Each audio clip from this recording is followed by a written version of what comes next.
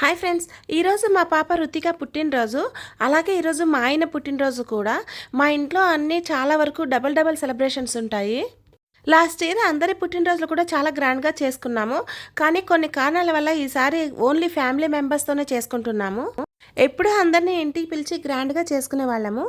కానీ ఈసారి మాత్రము ఓన్లీ ఫ్యామిలీ మాత్రమే వెళ్ళి చిన్న పార్టీ చేసుకున్నాము. ఇంతకుముందు వీడియోలో మా చెల్లెలది మరియు మా బాబుది ఒకే రోజు పుట్టినరోజు అని అప్లోడ్ చేశాను.